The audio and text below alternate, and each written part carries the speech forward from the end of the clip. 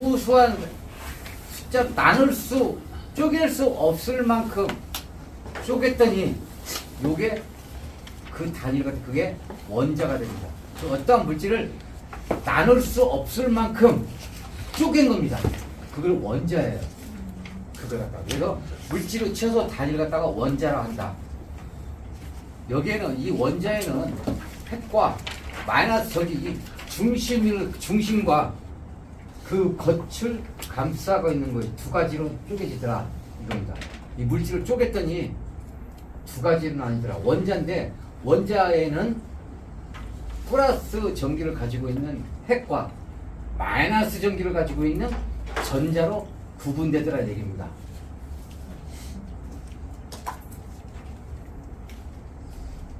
이거 딱 나타나는 게 이 사이에 나타나는 게 그러면 이 사이를 이 전자가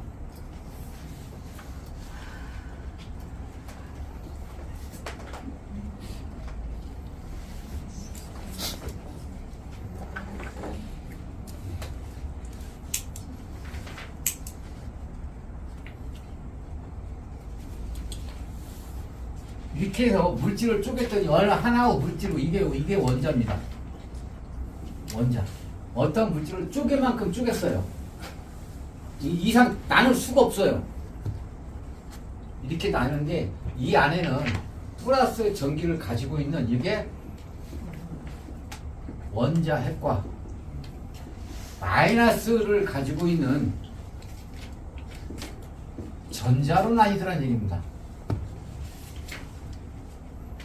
이 플러스 전기를 감싸고 있는 둘레에 있는 거. 그래 이게 그래서 또 결합되면 이게 원자가 하나가 두 개가 되고 두 개가 네 개가 옆에 걸 끌어 모아서 또 이게 가서 뭉쳐지면 어떻게 돼요? 결국은 이 종이컵이 되겠죠. 이거 되면 반대로 야는 쪼갤 만큼 쪼갠 거예요. 이걸 갖다가 이 그림으로 나타나는데 그러면 이 전자가 가지고 있는 전기랑 얼마만큼은 전기를 가지고 있느냐. 근데 그 전기가 양이 얼마느냐. 1.6 곱하기 10의 마이너스 쿨럼이다. 1.9 곱하기 10의 마이너스 10의 19승이면 얼마 됩니까?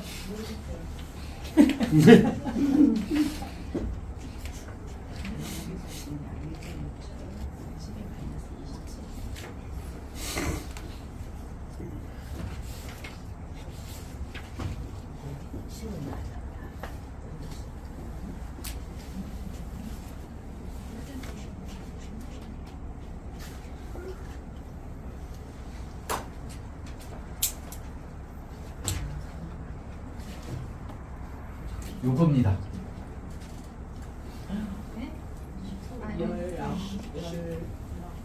1.9 곱하기 10의 마이너스. 그럼 결국 소수점 19개짜리라는 얘기예요. 10의 마이너스. 동그라미가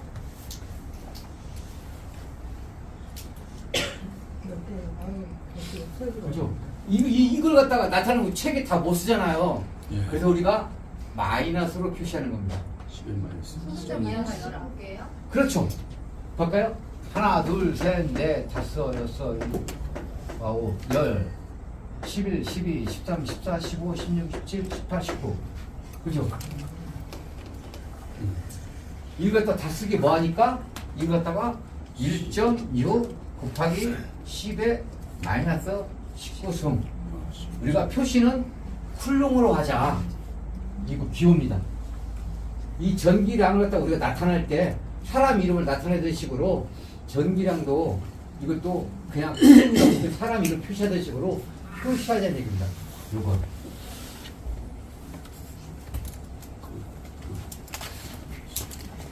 아, 18개 되겠네. 1.6이니까 18개 되겠네. 아, 소수점 하나가 1.1점이잖아요. 0점이 아니라 1.6이니까. 18개. 전체로 터지면 19개가 됩니다. 그 다음에, 그러면 양성자, 질량은 1.67. 전자와 질량, 이 마이너스.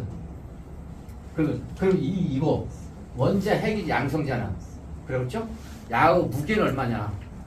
1.67 곱하기 10의 마이너스 7승입니다. 소수점이야 27자리예요. 이 가운데 원자 핵. 이게 우리가 뭐라고 했지? 양성자라고 했습니다. 원자 핵을 갖다가 다른 말로 하면 양성자. 10의 무게입니다. 질량. 또 10의 마이너스 27승이면 상상도 못하는 숫자죠. 소수점 이하 27자리니까. 이걸 갖다가 소수점 이하 27자리를 어떻게 표시하죠? 어떻게 보면 돼요? 그러니까 이걸 전개하는 사람들이 똑똑하다는 얘기입니다. 그 다음에 전자의 질량. 이 전자의 질량도 야는 저짝수입니다. 10의 마이너스 9.2 곱하기 10의 마이너스 1승 31승 킬로그램 무게죠. 킬로그램 우리가 상상도 못하십니다.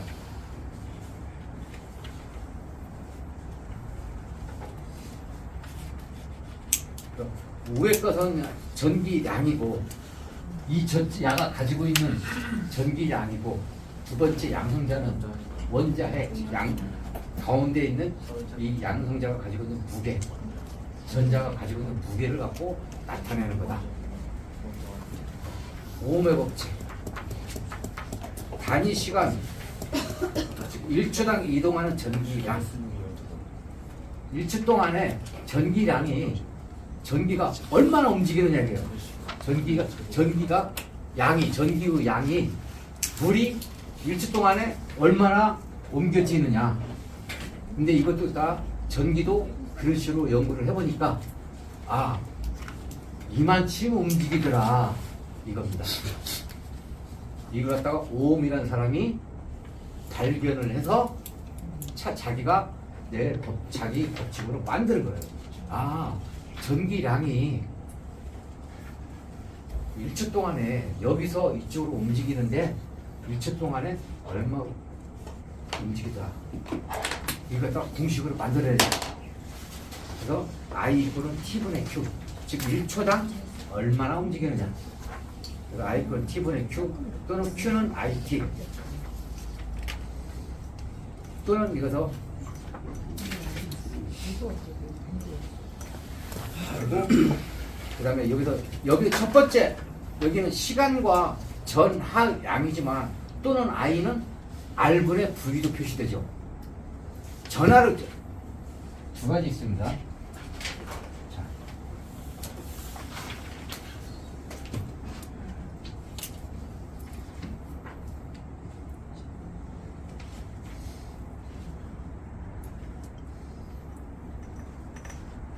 I는 T분의 Q는 우리가 지금 책에 나온 식이죠. 전하가 아주 이런 작은 전기를 띠고 있는 전자가 1시간 동안에 아니 1초 동안에 얼마나 움직이느냐. 야는 오음의 법칙 같은 오음의 법칙인데 야는 아주 미소 단위 야는 좀 큰 단위. 전류가 저항이 있을 때 얼마나 관계가 있느냐. 즉 저항과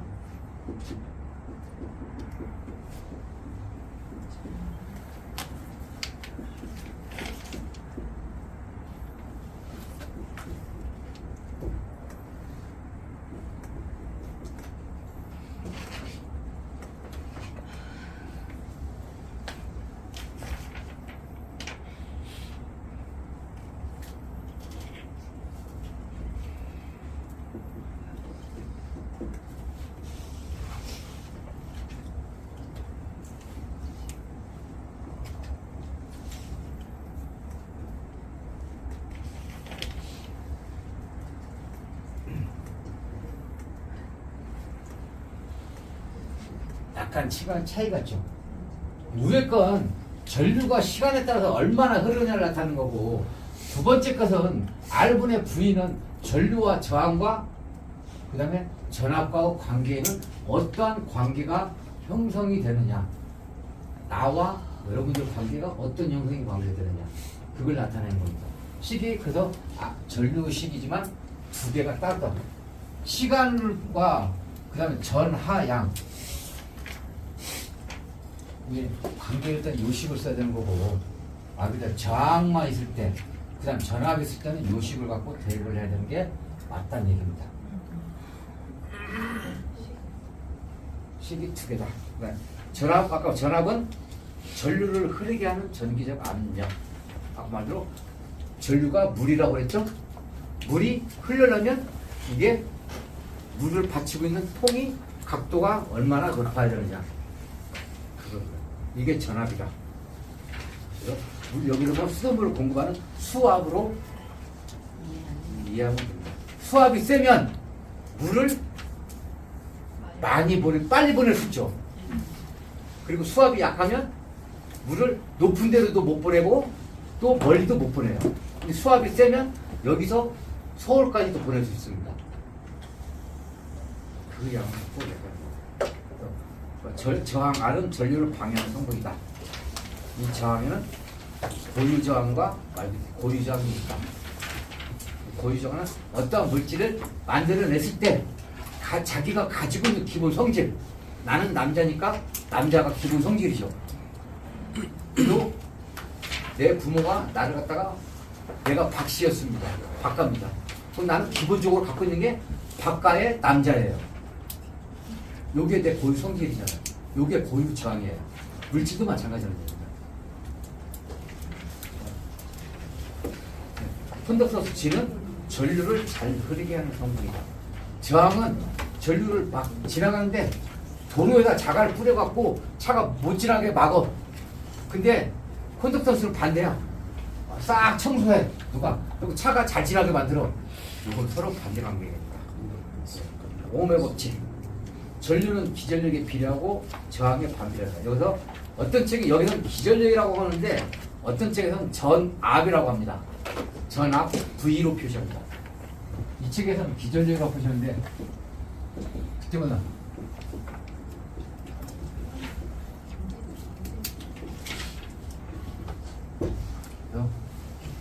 전압으로 표시를 해도 되고 기전력으로 표시해도 상관은 없다.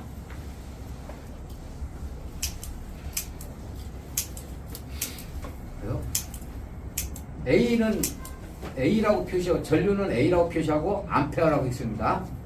V는 볼트라고 해서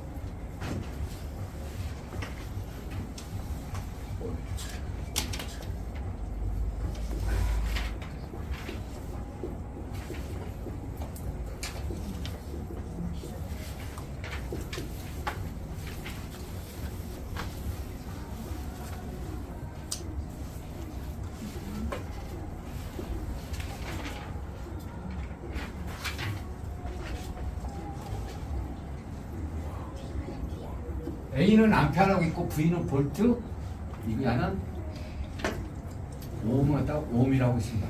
그래서 I는 R분의 V 암페어, V는 IR 볼트, R은 I분의 V 오hm. 아까 직렬 접속과 대립이 병렬 접속을 배웠습니다.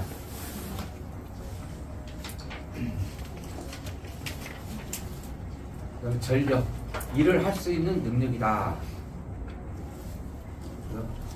어떤 시간 동안에 얼마나 일을 하느냐, 그게 전력입니다. 즉 물레방아가 1시간, 어느 1시간이라고 가정을 하면 1시간 동안 하는 일량, 그러니까 결과물을 곡식을 찐 결과물이 전력량이고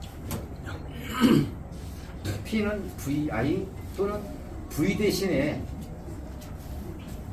V는 IR이니까 집어넣으면 I 제곱 R이 되고, 한번 설명해 드릴게요.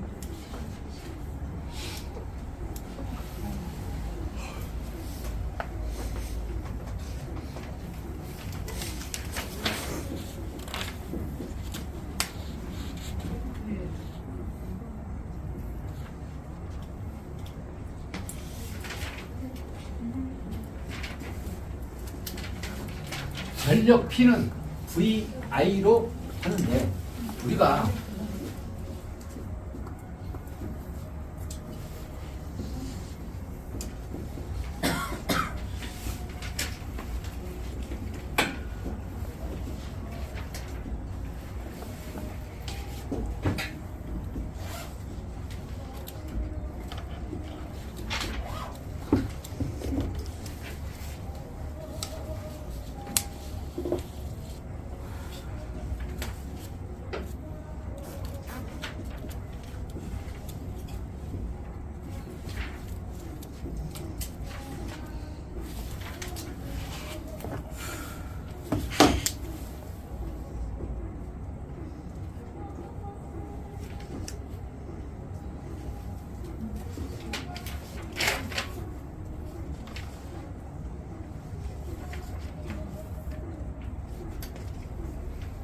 50입니다. 그 말이 여기에 쓰여있는 책이 그 말이 요겁니다. P는 VI인데 여기다 오음의 법칙은 요거니까 오음의 법칙을 전력 P에다가 대입을 했더니 이렇게 되더라.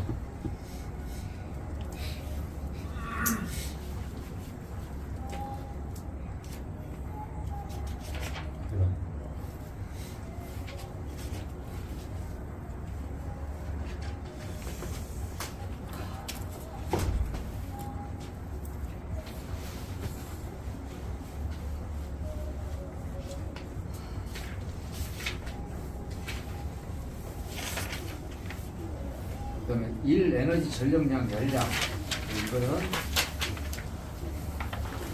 즉 전력량은 W 표시한다. P 전력이 몇 초 동안 일을 하느냐. 예를 들면 PIT는 P가 VI이기 때문에 여기다 이걸 대입한 겁니다. 쭉 다음에 W는 PT, VIT 또는 I제곱 I. P가 왜 W는 VIT, I제곱 RT, 그 다음에 R분의 V제곱 T가 나오냐, 그것은 요걸 갖다가 오음의 법칙을 대입을 한 거예요.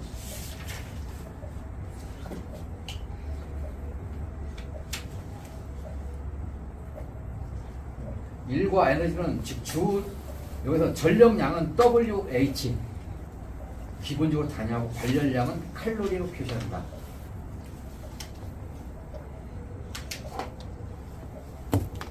전압계 그 다음 6번 전압계 전류계 배율기 분류기.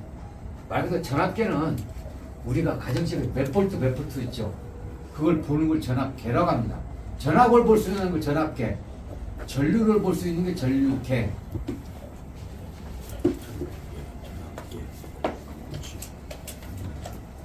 선생님, 죄송한데 발열량은 칼로리로 표시하고 전력량은 네, WH. 칼로리 예. 즉 1초 동안 H가 10초라고 그랬죠. 1초 동안 1와트임을 했다 얘기입니다.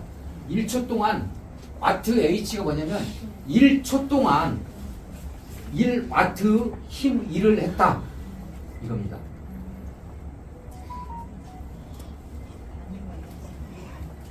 반대로 뒤집으면 전력 1와트가 1초 동안 한 양은 결과물이죠. 그래서 WH 그다음에 아워. 그렇죠. T나 예. R가 총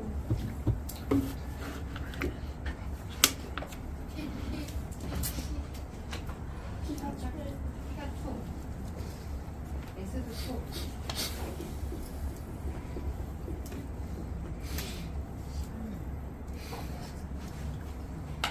여기서는 뭐로 표시되어 있냐?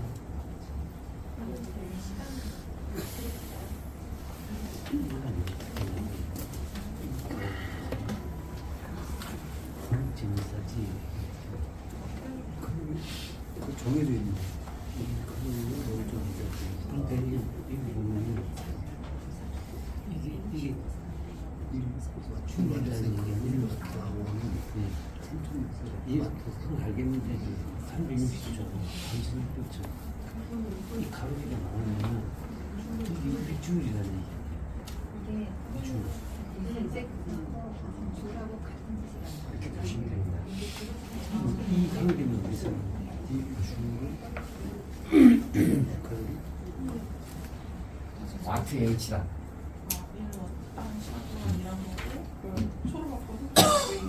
그렇죠. 네. 1칼로리를 0.24 줄로 이건 정해진 거예요? 예. 정해진 네. 산식이 있는 게 아니고 정규진 게요. 여러 사람이 연구를 해다 보니까 칼로리하고 같은 열 에너지지만 같은 에너지예요. 열 에너지예요. 열량인데 줄로 표시할 때하고 줄로 단위를 쓸 때하고 칼로리로 표시할 때하고 서로 이렇게 연구를 하다 보니까 이런 0.24배가 있더라 이겁니다. 0.24 알자사 IT 여기서는 단위원석을 H로 시간으로 했네. 시간 단위원 여기서 책에서는 1로 했대 H를 시간으로 했네. WH 시간. 그래서 3,600초입니다. 1시간은 3,600초니까 W 세크. 그 다음에 전압계.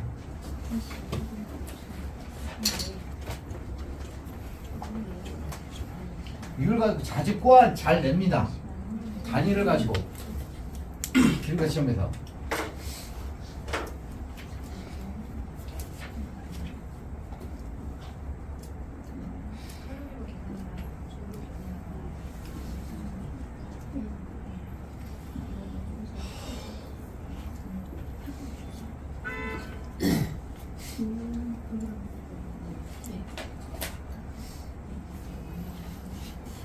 혹시 전압계라고 보셨어요? 전압계?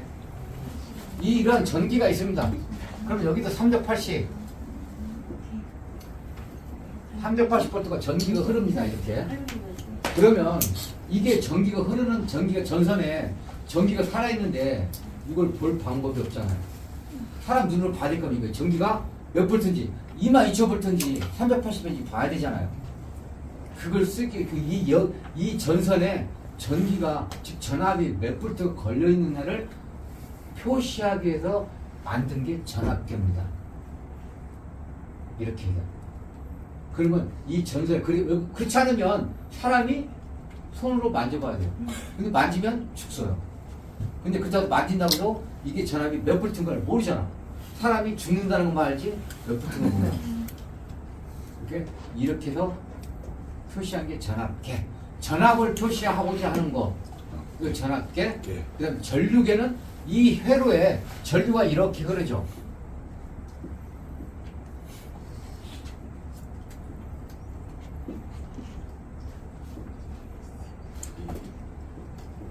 이렇게 표시합니다. 이건 교류를 표시한 겁니다. 여기서 우리가 직류는 일정하다고 그랬죠. 그래서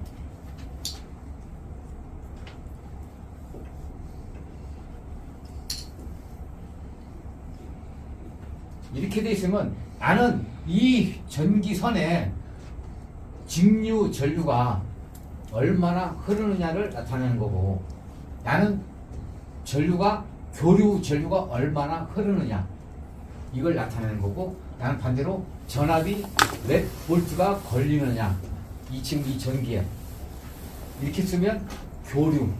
그래서 나는 교류, 나는 직류를 나타냅니다. 요건 아마 어디 가든지 주로 많이 보게 될 거예요.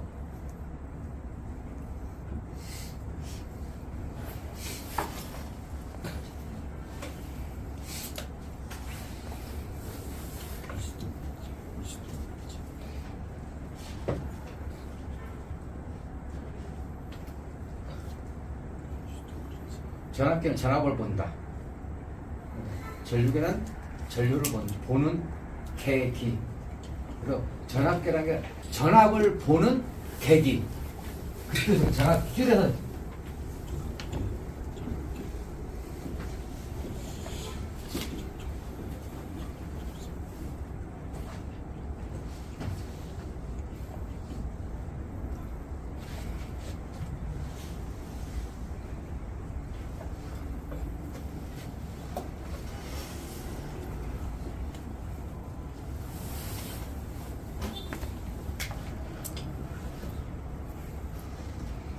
전압계는 말 그대로 전압을 볼 수 있는 계기고, 전류계는 전류를 볼 수 있는 계기고, 그 다음 전력계도 있습니다.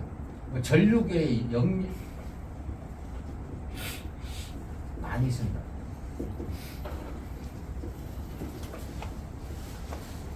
전력을 볼 수 있는 계기를 전력계. 사람 손으로 봐야 될 거 아닙니까? 우리 집에 계란기가 전력계하고 또 마찬가지예요. 이게 계란계가 개념과 전력계하고 개념이 뭐냐면, 계란계는 이거 계속 누적된 값을 볼 수가 있잖아요. 현재 값을 못 봐요. 계량기는 한 달 동안 얼마나 썼느냐 볼 수 있죠. 근데 전력계는 지금 값에 현재 지금 얼마나 흐르고 있느냐, 전력이 얼마나 사용하고 있는지 보는 게 전력계. 전력 양계는 이걸 자기가 계속 기록을 해요. 오늘 아침 9시부터 10시까지는 우리가 10을 썼다. 그럼 10을 보관하고 있어요. 그 다음에 10시부터 11시까지 15를 썼습니다. 이걸 또 보관해요. 계속 누적해서 보관합니다. 그래서 하루에 쓰는 양이 우리가 뭐 10, 15, 20, 30, 40 쭉 다 더해갖고 1000을 썼어. 그럼 1000을 자기가 기록하고 있습니다. 이걸 전력 양계예요. 우리가 계량기라고 하죠. 전력을 계량해서 볼 수 있는 계기. 이걸 전력 양계. 전력계하고 전력량계하고 다르잖아요. 그렇죠. 전력은 현재 값을 보는 거예요. 현재 값. 나는 누적을 못해요. 즉 계속 저장을 하는 기능은 없어요. 현재 값만 볼 수 있습니다. 전력 양계는 이걸 갖다가 계속 저금 싸는 식으로 계속 저금을 해놔요. 적산. 네, 그 적산이죠. 계속 보관합니다. 그러면 내가 아무 때나 들어가서 딱 보면, 여기 우리 1월 1일부터 1월 20일까지는 이만큼 썼냐 알 수 있고, 그 다음에 1월 30일 날 보니까, 그러면 1월 1일부터 1월 30일 날 얼마나 썼을까? 이건 볼 수 있어요. 이게 전력 양계고, 전력은 말 그대로 딱 보니까 1월 10일 날 가서 보니까 지금 1월 10일 날 현재 시간, 내 지금 이게 얼마나 쓰고 있는 것밖에 못 본다는 얘기예요. 나는 누적을 못하니까. 아까 개념 틀리죠?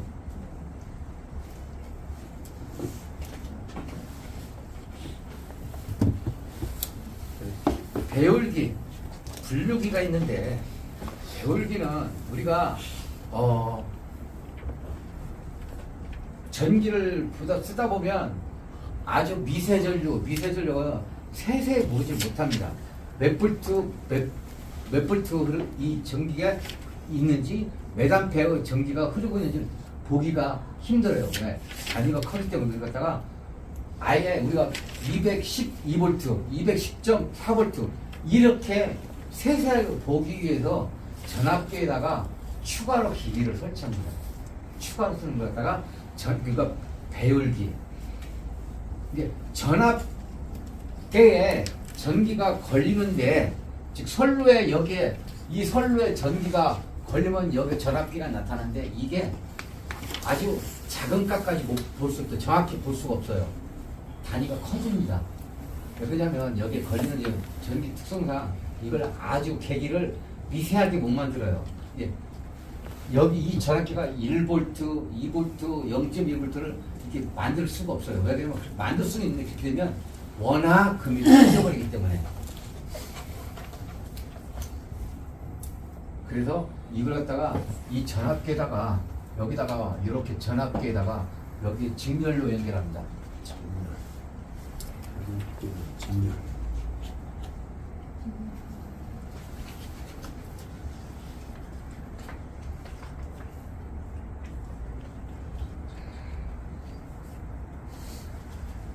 이렇게 연결합니다.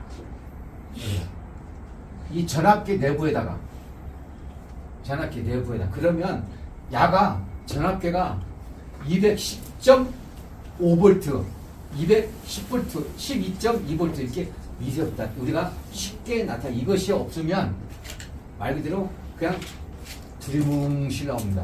두리뭉실. 숫자가 단위가 커져버리기 때문에 정확히 값을 볼 수가 없어요. 이걸 갖다가 배울기. 말 그대로 분류기는 전류를 볼 수 있는 값인데, 여기에다가 이 계기 내부에서 이렇게 계기를 답니다. 병렬로. 그러면 이 회로에 전류가 현재 흐르고 있는데 121V 암페어, 131 암페어 이렇게 세세하게 정확히 볼 수가 있어요. 이게 없으면 말 그대로 두리뭉실 나와요. 그래서 이게 정확한 값이 210V, 200암페어인지 150암페어인지 모릅니다. 정확한 값을 알기 위해서 이렇게 병렬 연결한다, 직렬 연결한 거예요. 분류기 또는 배울기라고 해야 돼요. 히스톤 브루치는 결국은 어떠한 선로에서 야와 서로 어떠한 평행 관계가 있느냐 그걸 나타내는 건데 요건 굳이 이렇게 말하십시오. 즉 옆에 있는 게 내 짝꿍입니다.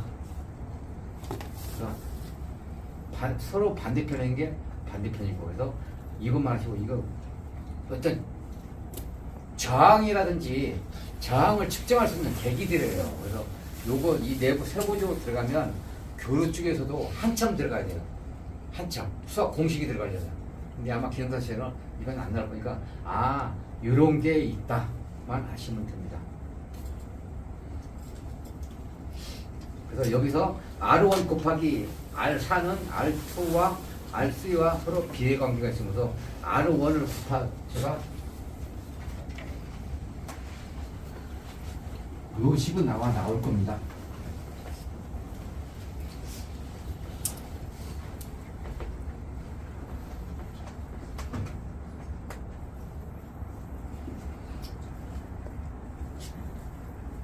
R1 토스 R2는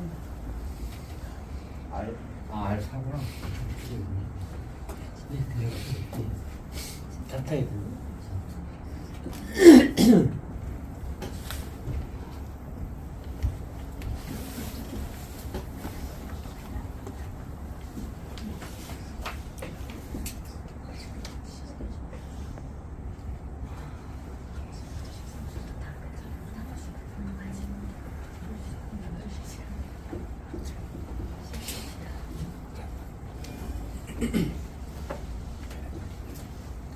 요식만 알면 돼요. 이게 이런 관계가 있더라. 이 정도 이상 안 나올 겁니다. 즉 R1과 R4가 서로 마주보고 있죠. R1하고 R4 마주보고 있고 그다음에 R2와 R3가 서로 마주보고 있습니다. 그래서 마주보는 그 길이가 4편이에요. 마주보고 있는 게. 그러니까 R1과 R4가 4편이잖아. 같이 붙어 있죠. R2와 R3는 서로 마주보고 있는 게 4편이다. 얼굴로 서로 마주보고 있잖아. 그래서 이 식에서 R1을 구하라. 또는 R2를 구하라, R3를 구하라, R4를 구하라. 이렇게 나올 겁니다. 그럼 여기서 그냥 내 것은 4편이니까 밑으로 가고 나머지 2개는 위에 올려버리면 돼요. 만약에 여기서 R2를 구하겠습니다. R2는 4편이 누구죠?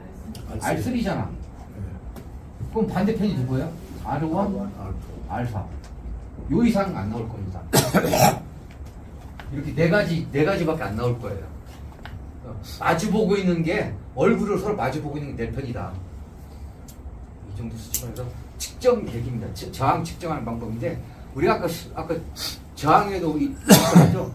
굵은 전선의 저항과 그 다음에 말 그대로 어떠한 물질의 저항. 소주에도 저항이 있고 증류소도 저항이 있고 얇은 전선에도 저항, 쇠에도 저항이 있다고. 모든 저항. 그 저항에 굵은 전선을 측정하느냐 얇은 전선 또는 배터리에 있는 물구르 항산의 저항이 얼마나 있느냐 이걸 측정하는 계기 중에 하나다. 나중에 뒤에 나올 겁니다. 전류의 열 작용, 도체와 반도체.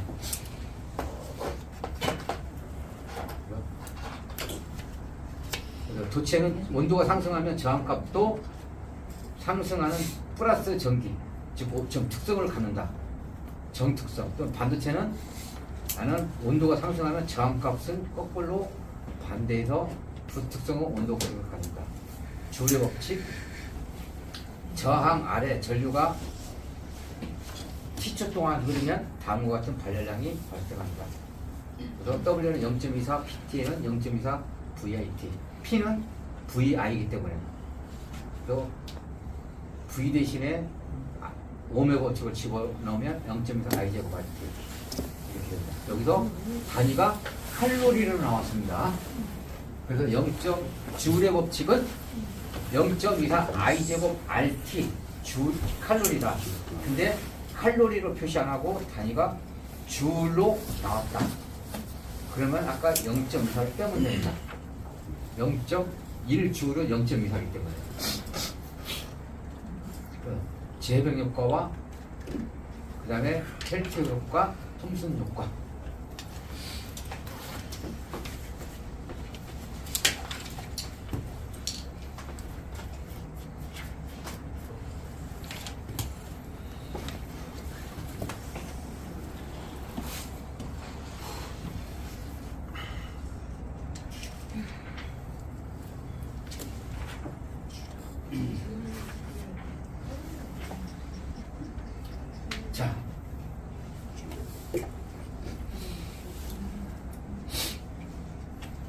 여기다가 두 가지 금속입니다. 두 가지 금속이 서로 특성이 틀리죠. 금과 은은 특성입니다. 그래서 물론 금은과 은을 안 쓰지만 제가 비교를 하는데 뭐 안티몬이라든지 비소라든지 여러 가지 물질이 있습니다. 이 서로 특성이 다른 두 가지 금속을 끝에다 이렇게 붙여놓습니다. 이렇게 홈을 시켜놓고 거기다가 여기다가 열을 가합니다. 열을. 그러면 여기서 여기에 플러스와 마이너스 전기가 발생합니다. 플러스 마이너스 전기가 발생해요. 그래서 요걸 갖고 쓰는 게 여러 가지 많습니다. 그래서 요걸 가져가서 온도 이게 펠티 효과, 제형 효과는 거의 특히 제형 효과 센스 온도 우리가 집에서 쓸 때 보일러 온도 보죠. 그 온도 어떻게 보니 사람들로 보면 딱 숫자가 나오잖아요. 이런 효과예요. 두 가지 금속을 갖다 불에다가 불이 활 타오르고 있어요. 여기다 센서 이렇게 집어넣어 두 가지 금속을 합쳐놓고 이렇게 딱 붙여. 그러면 이 온도가 기전력이 발생합니다. 플러스와 마이너스 기전력이 발생합니다. 요걸 그대로 값을 갖고 옵니다. 그래서 여기다가 101도 이렇게 나타나게 만든 겁니다. 이런 걸 쓰는 게 제명과 즉 여기다가 두 가지 특성이 다른 두 가지 금속을 놓고 여기다가 열을 가했더니 여기에서 온도가 즉 기전력이 발생하더라. 이걸 재백 효과라고 합니다. 재백 효과. 근데 그리고 반대로 펠트 효과.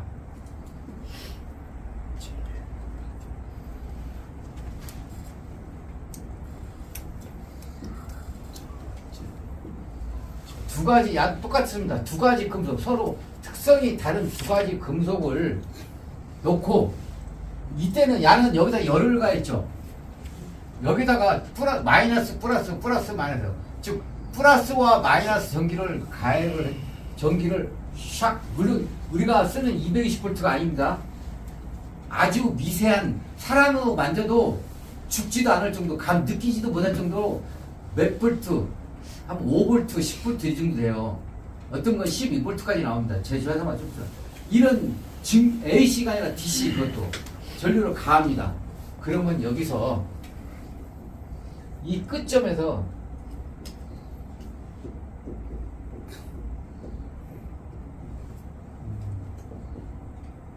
그렇겠지. 열이 발생하겠지. 열이 주변에 있는 열을 갖다가 흡수를 합니다. 흡수하기도 하고 야로 하면 야를 갖다가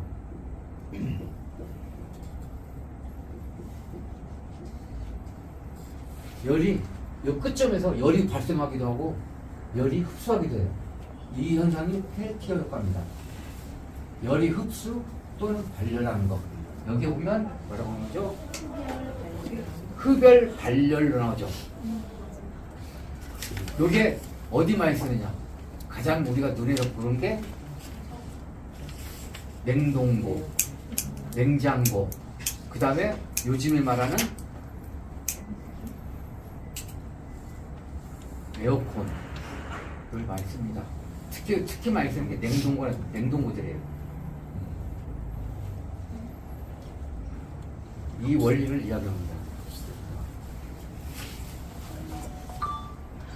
톰슨효과는 펠티어 효과나 제백 효과는 서로 금속이 틀리죠. 톰슨효과는 금속이 하나예요. 금과 근, 은이면 은 이렇게 하나의 금속을 갖다가 놓고 전기를 흘렸더니 이 시점에서 열이 발생하거나 또는 흡수를 주변 열을 흡수하더라. 요즘엔 에어컨들은 다도 온풍기라고 예전에 온풍기는 에어컨 안에다가 별도 전기 히터를 설치했습니다. 요즘은 안 그래요.